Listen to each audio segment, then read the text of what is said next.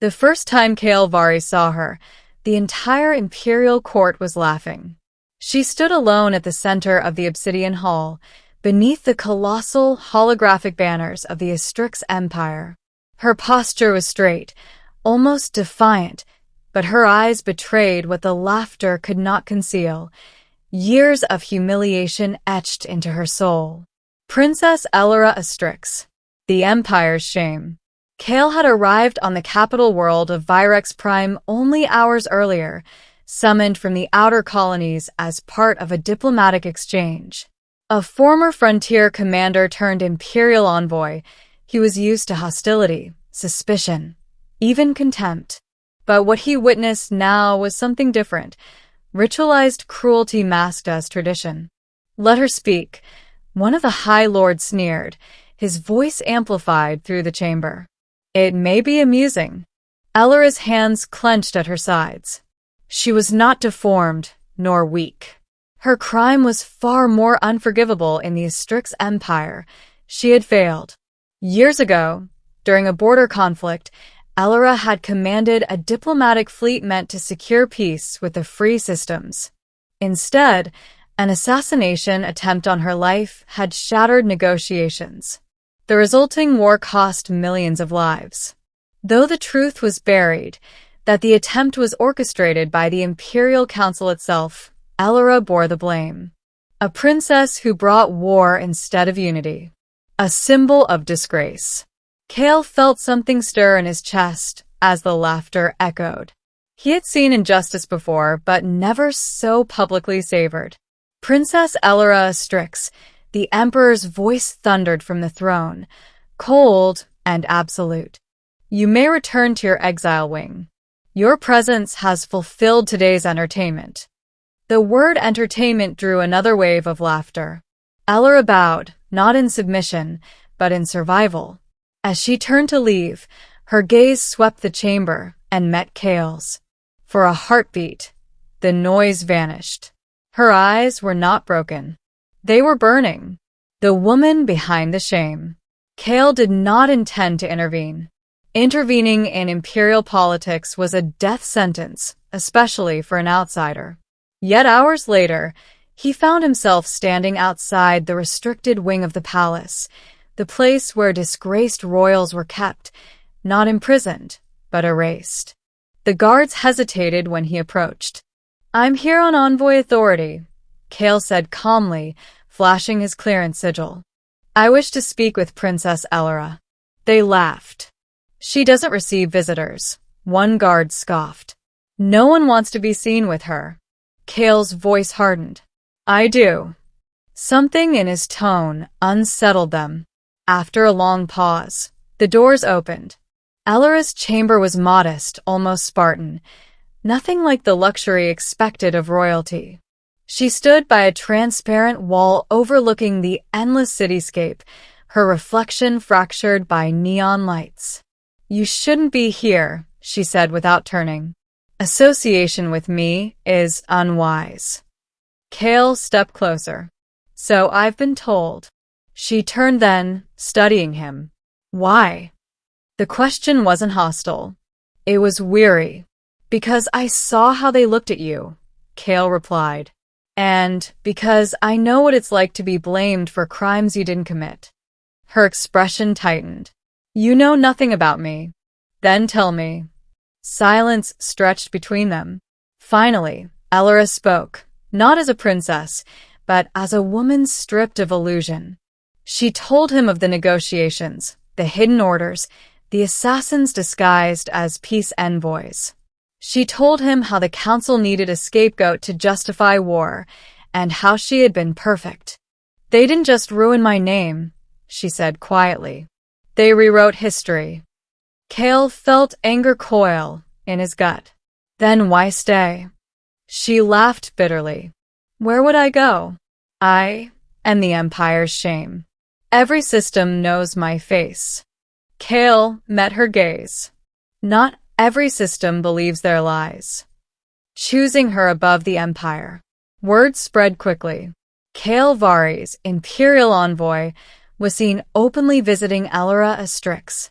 walking beside her in palace corridors, speaking her name without mockery.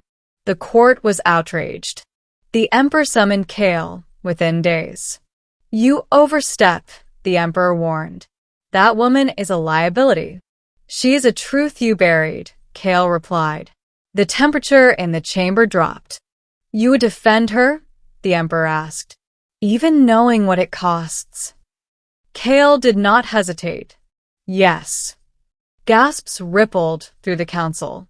"To choose her," the emperor said slowly, "is to stand against the empire." Kale straightened. "Then so be it." In that moment, everything changed. Kale was stripped of his envoy title, his assets frozen, his clearance revoked. He became, overnight, a traitor. And Elora became something she had not been in years. Chosen. When Kale returned to her chamber, bruised but unbroken, she stared at him in disbelief. "You destroyed your life," she whispered. "For me." Kale smiled faintly. "No. I finally stopped pretending it wasn't already destroyed." Tears welled in her eyes, not of weakness, but of release. The Empire strikes back. The Empire did not tolerate symbols of defiance. Within weeks, false charges surfaced against Elora. Accusations of treason, conspiracy, sedition. A public trial was announced, broadcast across the galaxy. Execution was implied. Kale and Elora fled the capital with the help of underground sympathizers, former diplomats, disillusioned officers, civilians who remembered Elora's kindness before the war. As they traveled from system to system, something unexpected happened. People listened. Veterans came forward with evidence. Data archives leaked. Witnesses spoke of secret council orders and falsified transmissions. The lie unraveled. Elora, once the Empire's shame, became a symbol of imperial corruption. And Kale stood beside her at every broadcast, every rally, every revelation. "You don't have to do this," Elora told him one night aboard their stolen cruiser. "You could leave. Be free." Kale took her hands. "Freedom means nothing if I abandon the truth." She searched his face. "Why me?" He answered honestly. "Because when everyone else laughed, you stood tall. And because I choose you, above fear, above power, above the Empire itself." The fall of the old order. The trial never reached its conclusion. Riots erupted across core worlds. Military fleets defected. The Emperor's authority fractured under the weight of truth. When the Imperial Palace finally fell, Elora walked its halls once more, not as a prisoner, but as a witness. The council members were arrested. Records unsealed. The war officially declared a manufactured conflict.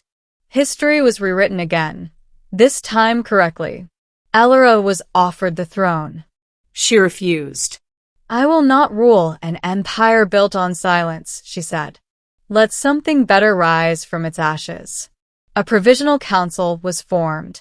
Power decentralized. Systems gained autonomy.